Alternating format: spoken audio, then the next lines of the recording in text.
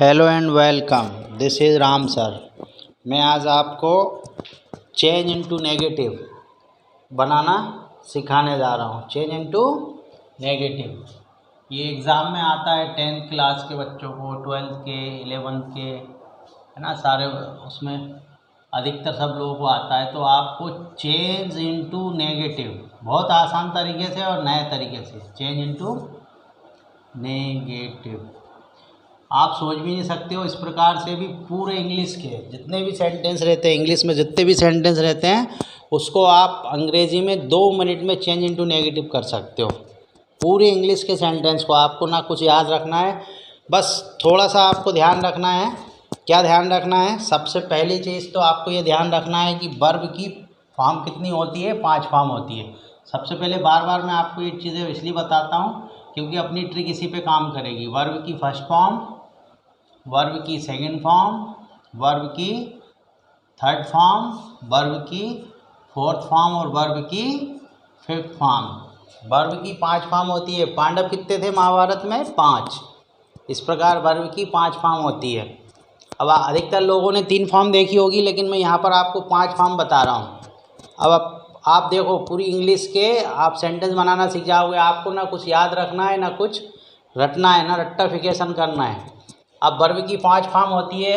थोड़ी सी फॉर्म बता रहा हूँ, फिर मैं आपको इसी में अपना आंसर छुपा हुआ। वर्ब की फर्स्ट फॉर्म जैसे गो यानी जाना होता है। सेकंड फॉर्म इसकी क्या होती है?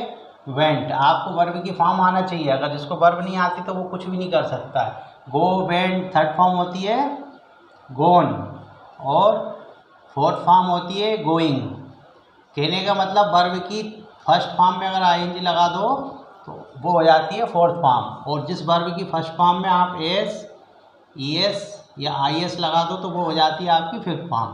तो ये हो जाएगा गोस।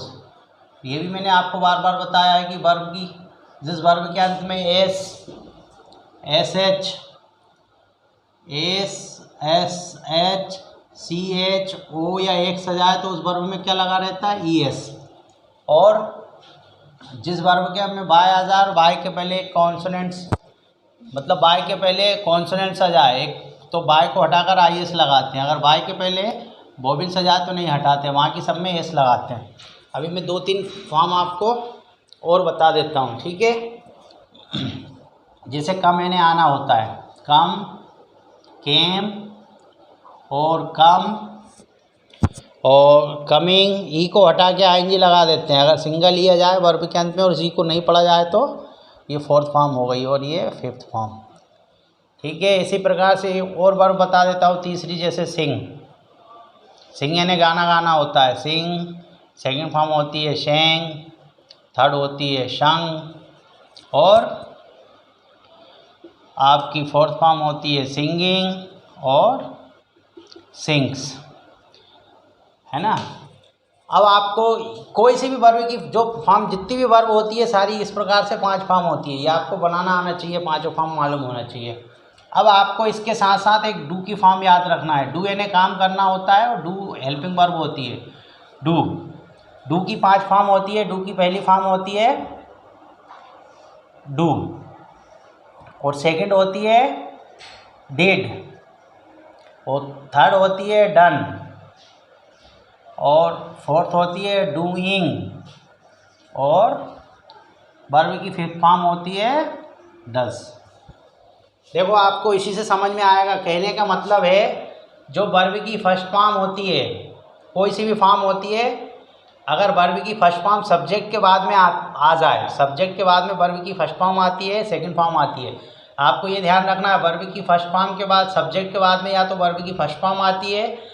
जिन सेंटेंस में सब्जेक्ट के बाद में वर्ब की फर्स्ट फॉर्म आए, सेकंड फॉर्म आए और या फिफ्थ फॉर्म, ये वर्ब सब्जेक्ट के बाद ही आती है। और थर्ड और फोर्थ फॉर्म हमेशा हेल्पिंग वर्ब के बाद आती है। अपनी ट्रिक भी इसी में काम करेगी। आपने सेंटेंस में वर्ब की कोई सी भी फर्स्ट फॉर्म देखी है तो आप जब नेगेटिव बनाओगे तो वर्ब की फर्स्ट फॉर्म में आपको क्या लगाना है? डू, और इसके साथ में नॉट लगाना है। आप सेंटेंस में देखोगे वर्ब की सेकंड फॉर्म, तो वर्ब की सेकंड फॉर्म में आपको डिड नॉट लगाना है और इस सेकंड फॉर्म को वर्ब की फर्स्ट फॉर्म में कन्वर्ट कर देंगे। इसी प्रकार ये थर्ड फॉर्म और फोर्थ फॉर्म जहाँ होती है वहाँ हेल्पिंग वर्ब रहती है, तो उसके बाद में आपको नॉट लगाना है। इसी प्रकार जिस सेंटेंस में वर्ब की फिफ्थ फॉर्म आ जाए, मतलब S E S I S sentence में लगा रहा है, उसमें आपको क्या लगाना है, डज नॉट। और जब नेगेटिव बनाएंगे सेंटेंस में डू नॉट, डिड नॉट और डज नॉट लिखेंगे तो आपको वर्ब की फर्स्ट फॉर्म कर देना है ना। इसी प्रकार देखो, अब मैं आपको ट्रिक अपनी क्या होती है नेगेटिव बनाने की ट्रिक। सबसे पहले आपने सेंटेंस में देखा कि वर्ब की फर्स्ट फॉर्म है, तो आपको उस वाक्य में सब्जेक्ट के बाद में और वर्ब से पहले क्या लगाना है, डू नॉट लगाना है। और वर्ब की फर्स्ट फॉर्म है तो फर्स्ट फॉर्म ही लिखेंगे, हमेशा डू नॉट लगाना है। अगर आपने सेंटेंस में देखा वर्ब की सेकंड फॉर्म है तो आपको डिड नॉट लगाना है। क्या लगाना है, डिड नॉट। यहाँ भी मैंने बता दिया इस प्रकार से। लेकिन इसके साथ और अगर वर्ब की फिफ्थ फॉर्म आ जाए, ये हमेशा सब्जेक्ट के बाद में आता है, तो आपको इसके साथ क्या लगाना है, डज नॉट लगाना है। ये तीनों लगाओगे जब सेंटेंस बनाओगे तो हमेशा इनके साथ वर्ब की फर्स्ट फॉर्म हो जाएगी। वर्ब के पहले डू नॉट, डज नॉट और डिड नॉट लगाना है। इसके अलावा कोई भी सेंटेंस आ जाए आपका, ये तीनों याद रखना है बस, वर्ब की फर्स्ट फॉर्म, सेकंड फॉर्म और फिफ्थ फॉर्म। इसके अलावा कोई सा भी सेंटेंस आ जाए, मतलब आपका वर्ब की थर्ड फॉर्म आ जाए या वर्ब की सेंटेंस में आपकी फोर्थ फॉर्म आ जाए, तो इनके साथ हेल्पिंग वर्ब लगी रहती है। क्या लगी रहती है, हेल्पिंग वर्ब। थर्ड फॉर्म और फोर्थ फॉर्म, सब्जेक्ट के बाद में जो हेल्पिंग वर्ब रहती है उसके बाद अपने को नॉट लगाना है। इसमें कुछ चेंजेस करने की ज़रूरत नहीं पड़ती। इसी प्रकार अगर सेंटेंस में मॉडल आ जाए कोई सा भी, कैन, कुड, में, इसमें भी क्या करना है, मॉडल के बाद में आपको नॉट लगाना है। बस ये तीनों याद रखना रहता है। कई स्टूडेंट इसको बना नहीं पाते हैं और सब्जेक्ट याद करते हैं, कुछ याद करने की ज़रूरत नहीं है। आपको ये वर्ब देखना है, केवल वर्ब। वर्ब पहचानो, मतलब ये देखो ये लगाओ, ये देखो ये लगाओ, ये देखो ये लगाओ, ये देखो ये लगाओ, फ्री में नंबर एग्ज़ाम में पाओ। अब आपको मैं एग्जांपल बता देता हूँ, देखो अपनी ट्रिक कैसे काम करती है। अब आपको एग्जांपल सेंटेंस में डू एज डायरेक्टर में आता है और चेंज इनटू नेगेटिव बनाना। तो आपने सेंटेंस देखा, देखो मैं आपको पूरे ये जैसे आई गो टू स्कूल, ये आपका फर्स्ट सेंटेंस हो गया। अभी मैं आपको सेंटेंस और बता देता हूँ। अब जैसे ही गोज़ टू स्कूल, ये सेंटेंस लिखें, ही गोज़ टू स्कूल। अभी मैं एक ही वर्ब का आपको बता रहा हूँ, ठीक है, गो का। अब दो हो गया, तीसरा सेंटेंस लिख देते हैं, we shall go to school. इसी प्रकार से कोई सा भी सेंटेंस आ जाए। फोर्थ लिखा है, they are going to school, they are going to school. कोई सा भी इंग्लिश का सेंटेंस आ जाए, पांचवा, दे वर